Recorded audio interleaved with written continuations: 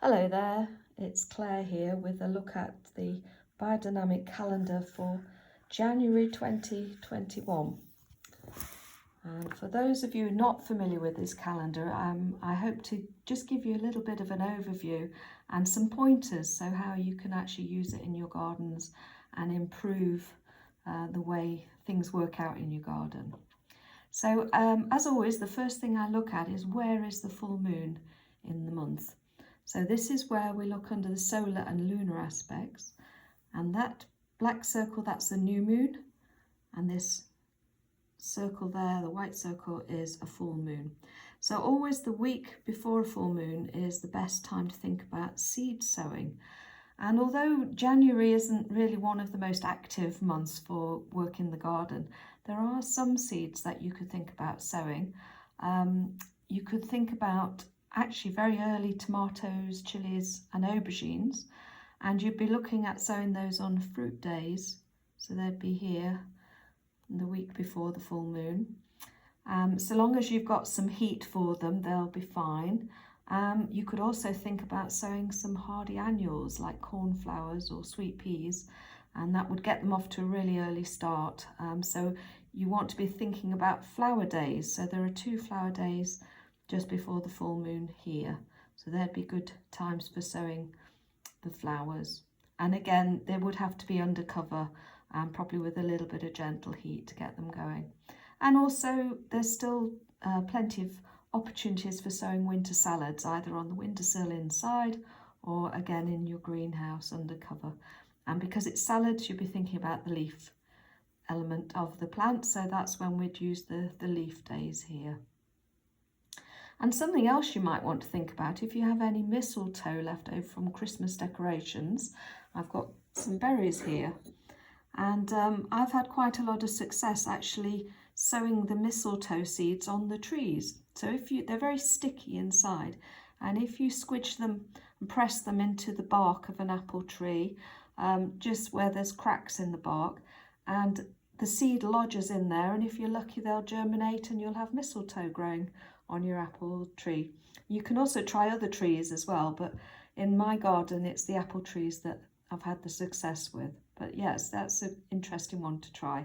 Just bear in mind that the berries are toxic of mistletoe, so you'd need to wear gloves for doing that. Okay, so back to the calendar. Once we've looked at the full moon, new moon rhythm, the next rhythm to consider is the planting rhythm.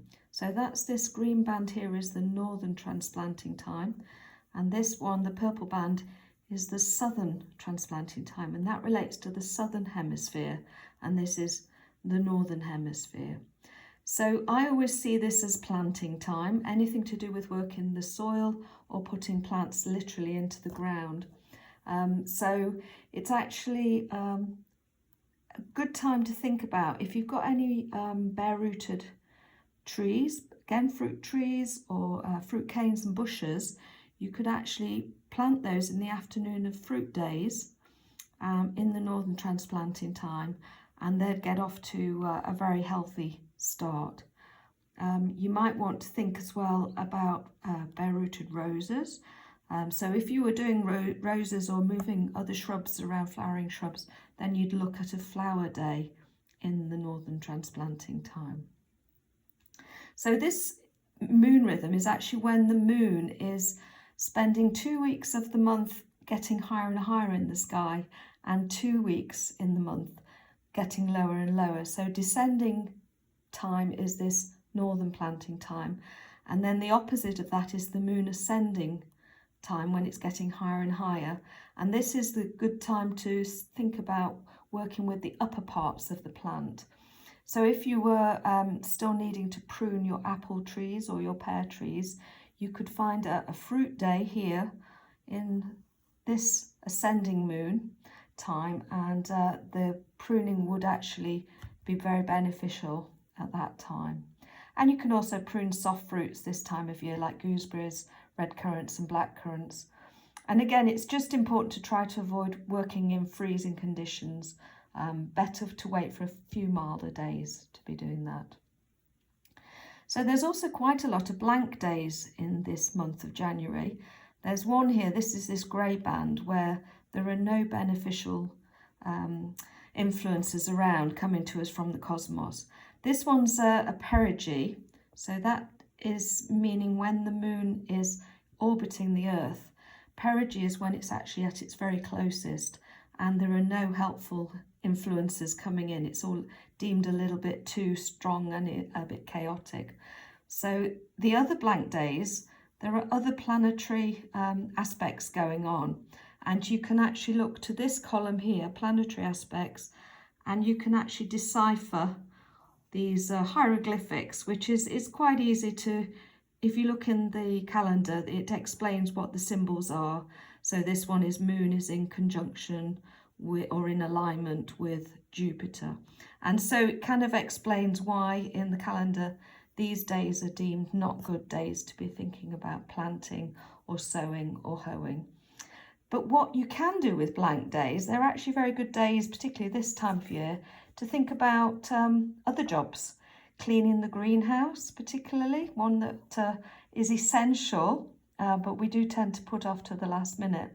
And if I could make a plea for you to consider purchasing citrus-based cleaners rather than the usual brand of disinfectant, the citrus-based cleaners are just as effective and much, much kinder to the environment of your greenhouse and the wider environment as well. You can also have a think about last minute seed orders on these lovely blank days.